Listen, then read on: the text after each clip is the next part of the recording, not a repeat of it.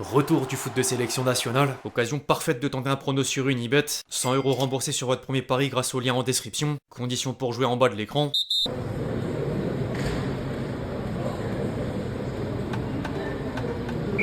L'équipe, j'espère que vous allez bien aujourd'hui, hors série, mais timing parfait. La saison 2025-2026 est officiellement lancée depuis quelques jours, même 2-3 semaines, entre le coup d'envoi des 5 championnats majeurs, les tirages au sort des phases de Ligue de Coupe d'Europe à venir et la première trêve internationale en cours. Pas sûr qu'elle enchante grand monde, même s'il y a la Coupe du Monde 2026 en jeu. En tout cas, c'est une période d'entrée en matière, et qui dit le début d'un nouvel exercice dit occasion d'imaginer la fin. Certains ont d'ores et déjà effectué leurs projections, dont le spécialiste en statistique Optar. Maintenant, je me suis dit pourquoi pas sortir de l'ordinaire et demander carrément à l'intelligence artificielle de donner ses prédictions. J'ai écrit un prompt que j'ai retranscrit sur ChatGPT. On est le 5 septembre, une nouvelle saison de foot a commencé. Peux-tu prédire le classement final de la Ligue 1 édition 2025-2026, plus ceux des meilleurs buteurs et meilleurs passeurs, en prenant en compte de façon précise l'effectif de chaque club, leur mercato effectué entre départ et arrivée confirmé, le calendrier, sachant notamment que ceux qualifiés en Coupe d'Europe vont jouer plus de matchs, une ou des potentielles surprises positives sur performance comme négatives sous performance, etc. Faut ajouter une justification pour expliquer les raisons du placement de chaque club et de chaque joueur. Je ferai ensuite la même pour les voisins européens et évidemment la Ligue des Champions.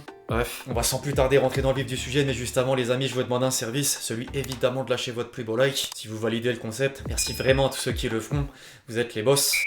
On change directement de diaporama avec le premier résultat qui tombe. Sous QSI, il y a eu des surprises, mais le Paris Saint-Germain évidemment en tête. Effectif le plus profond du championnat, attaque collective, plusieurs contributeurs, Joao Neves en forme, Dembélé, etc.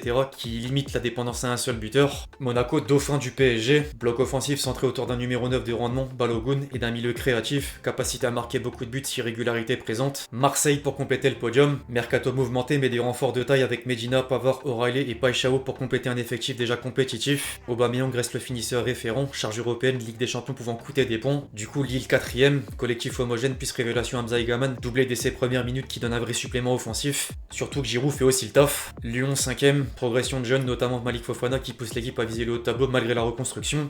On lance, attaque renforcée avec Thauvin, Hudson-Edouard et Abdallah Sima, gardien Robin Risser et arrière-garde, retour de Sarr et plus-value Udol, adapté au challenge, saison pivot pour retrouver la régularité. Devant Nice, étonnant, bloc défensif solide, puis Mofi retrouvé dans la zone de finition, constance possible toute la saison mais moins régulier que Lille ou Lyon. Rennes juste derrière avec un budget pour autant tout aussi important, projet solide mais transition d'effectifs, irrégularité possible malgré les arrivées d'Esteban Lepol et Brelen Bolo en attaque. Parfois il nous parle des recrues, parfois non. Strasbourg qui conclut la première partie de tableau, mercato record mais automatisme et bonne formule à trouver. Réel, profil capable de titiller le top 8 en cas de bonne dynamique. Par contre la deuxième partie du classement il y a beaucoup moins de justification. Toulouse, collectif structuré, maintien assuré et quelques coups possibles. Brest, bloc défensif travaillé, attaque plus limitée. Nantes, équipe sérieuse mais irrégulière. Le Paris FC, tout juste promu dans l'élite, collectif compétitif capable d'arracher un maintien confortable avec une dynamique positive. Auxerre, structure stable, maintien probable. Angers, organisation solide mais manque criant de créativité offensive pour viser plus haut. Metz barragiste, effectif mince sauvé possiblement via barrage. Puis les deux relégués, Le Havre, pourtant maintenu la saison dernière, collectif appliqué mais manque de finition,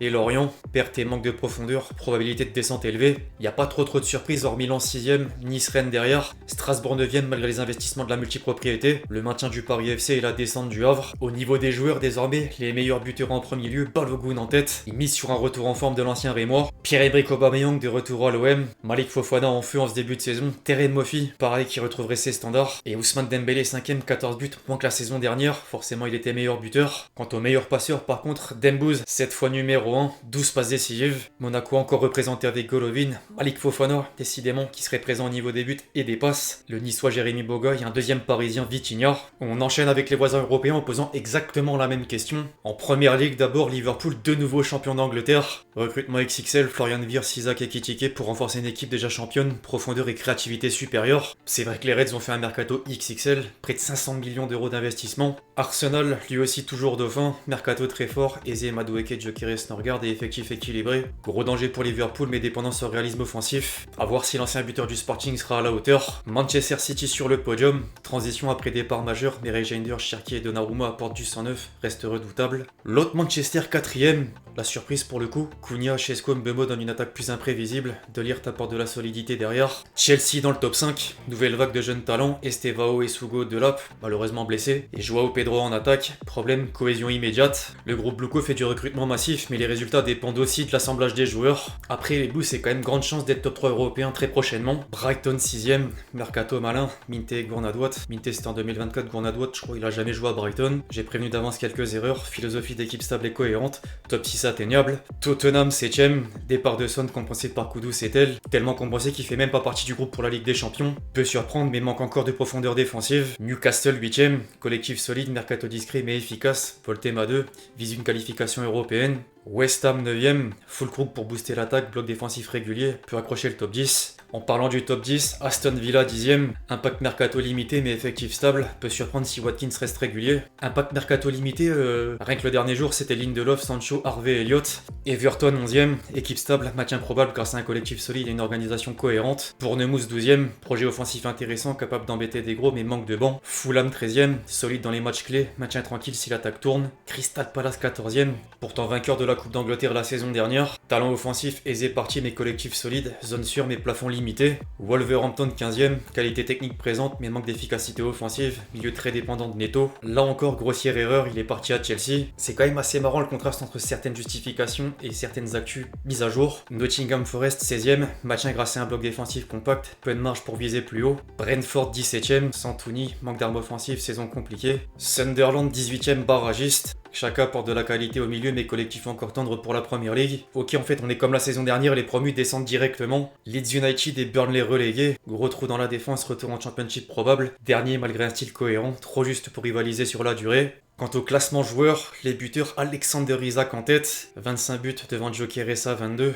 Cunha 19, Haaland 18, João Pedro 16, Florian Wirtz numéro 1 des passeurs, Odegaard 12, Reijnders 11, Kudus 9, Foden 8. Sans transition, la prédiction de la Liga. Barça de nouveau champion d'Espagne, décidément. Champion sortant avec une attaque record 102 buts, Swansea Flick. Arrivée de Rashford en prêt renforce un collectif déjà ultra performant. Le rival Real Madrid deuxième, nouvel entraîneur Xabi Alonso, mercato massif. 8 chaînes Alexander-Arnold, Carreras, Mastantuono, Ono. Volonté de reprendre la domination. Le voisin madrilène Atlético sur le podium. Refonte massive du 11 avec Baena, Cardozo, Almada, Raspadori, etc.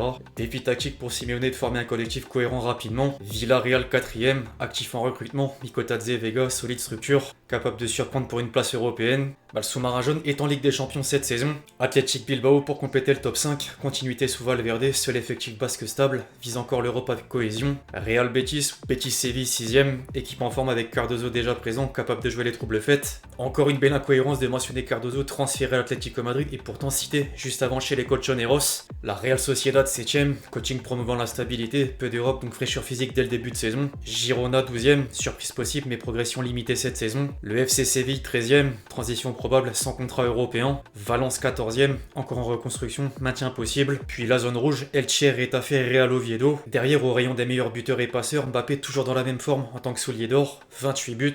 Lewandowski 24, Sorloth 19, Rafinha 18, Rashford 16. 3 Barcelonais dans le premier classement, 3 Barcelonais dans le second. Lamine Yamal meilleur passeur, Arda Güler 11, Pedri 10, De Jong 9, N'Golo. Il y a eu des rumeurs, c'est vrai, Monaco, Paris FC, d'autres clubs saoudiens, Atlético, je sais pas trop, mais l'IA s'est tranquillement permis d'ajouter Kanté dans l'effectif des Colchoneros. On passera. Avant-dernier championnat majeur à voir, la Serie A. Cette fois, pas de back-to-back, l'Inter prend le Scudetto. Effectif homogène, Lautaro toujours en tête. Recrutement intelligent, Akanji en défense, leadership conservé. La Juventus, dauphin des Nerazzurri. Igor Tudor apporte un jeu plus agressif et vertical. Duo Jonathan David Vlahovic redoutable, milieu solide pour viser le titre. Sans compter que la Juventus a ajouté Loïs Openda et Zegrova dans les dernières minutes du mercato. L'AC Milan 3ème, Raphaël Leao en pleine maturité, projet stable, profondeur correcte malgré un manque d'un vrai buteur complémentaire. Santiago Jiménez, Nkunku, c'est pas rien quand même. Naples qui passerait de champion d'Italie à 4ème hors du podium. Osimhen parti mais collectif solide et style conservé. Peut viser la Ligue des Champions mais moins tranchant offensivement. C'est vite dit encore, Højlund, Noah Lang, Elmas, De Bruyne. La Roma 5ème, Gasperini impose son pressing et son intensité. Dybala reste le créateur, renfort défensif important. Atalanta 6ème, sans Gasperini, nouvelle ère avec adaptation tactique, toujours compétitive mais moins régulière. Lazio 7ème, Sarri maintient son jeu mais effectif limité pour tenir sur 38 journées. Ensuite, pour aller un peu plus vite, Cremonese 13ème, belle entame de saison, collectif agressif, peut surprendre et se maintenir. Comme de Fabregas 18ème, barragiste, beau projet mais profondeur insuffisante. Non, avec autant d'arrivées, il y a vraiment du monde. Hellas Vérone 19ème et Udinese 20ème, ancien club de Florian Thauvin, nouveau joueur de Mont-Lens.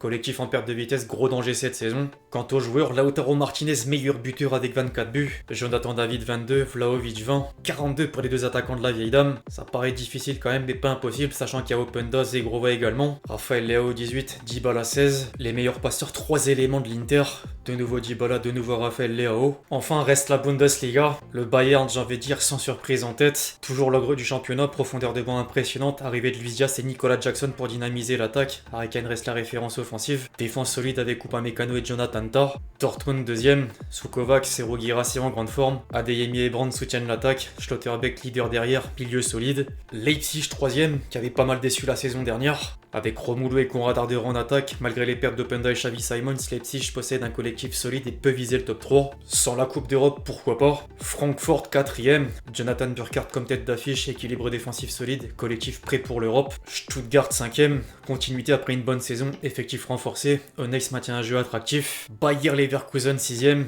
les gros départs font mal, mais chic et couloirs dynamiques permettent de rester compétitif, saison de transition pour s'adapter. Après il y a quand même eu des renforts, on défend Jarell Quansah, Loïc Badé, niveau des postes offensifs Ben Segir, Tillman. Fribourg 7ème, équipe très organisée, cohérente, capable de titiller les clubs du top 6 par régularité. Derrière pour la faire courte, le promu Cologne 12ème, l'autre promu Hambourg 13ème, Augsbourg 16ème barragiste et la doublette Heidenheim-St. Pauli 17ème, 18ème relégation. Chez les meilleurs buteurs, j'avais deux noms en tête, ils sont bien évidemment présents, Harry Kane, Serhou Guirassy 26-21, Patrick Schick, Romelu, Konrad Arder, les deux nouvelles recrues offensives de Leipzig, Julian Brandt, meilleur passeur, Kostic, Neos, Schlager, Szoboszlai. On va passer cette erreur. Pour couronner le tout, j'ai tenté la chose avec la phase de Ligue des Champions. Pas facile sachant que chaque club a un calendrier différent. Paris Saint-Germain premier à l'issue de la saison régulière. Collectif complet, plusieurs options offensives et expérience européenne. Inutile de tout lire, ça va faire trop long. Manchester City 2ème, Liverpool 3ème, Barça 4ème, Real Madrid 5ème, Bayern 6ème, Chelsea 7ème, Arsenal 8ème.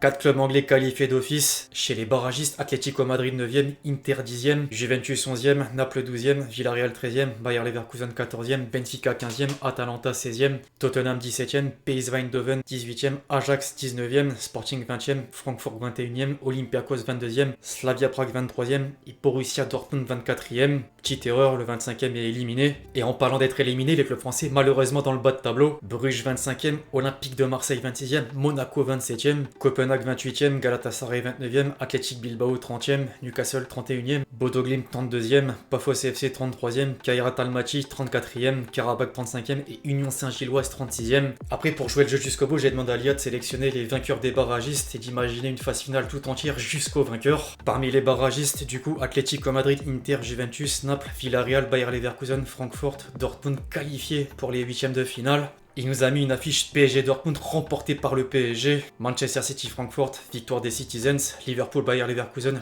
victoire des Reds, Barça Villarreal, victoire du Barça, Real Madrid Naples, victoire du Real, Bayern Juventus, victoire du club allemand, Chelsea Inter, victoire des Blues et Arsenal Atlético Madrid, victoire des Gunners. En parlant des Gunners, quart de finale PSG Arsenal, victoire du PSG, Manchester City affiche 100% Premier League, victoire des Citizens, Liverpool Barça, victoire du champion d'Angleterre, Real Madrid Bayern, victoire du Bayern. Tiens, Mbappé toujours pas de coupe aux grandes oreilles dans le palmarès. Dernier carré, PSG Liverpool, PSG vainqueur, décidément. Talent offensif varié et joueur décisif dans les moments clés. Manchester City Bayern, Manchester City victorieux, collectif ultra organisé et rotation parfaite. Et donc la finale, quel storytelling, PSG Manchester City et PSG vainqueur, back to back, la deuxième étoile. Enfin bref, l'équipe c'est tout pour cette vidéo, prédiction par l'intelligence artificielle des 5 championnats majeurs et de la Ligue des Champions. J'espère qu'elle vous a plu, je compte sur vous si c'est le cas pour lâcher votre plus beau like, comme d'habitude. N'hésitez pas à réagir dans les commentaires et pourquoi pas vous aussi me donner les différents champions pour faire plus court parce que sinon ce serait très long. D'ici là, on se retrouve très vite sur la chaîne pour de nouvelles vidéos. C'était Lexchi. Ciao.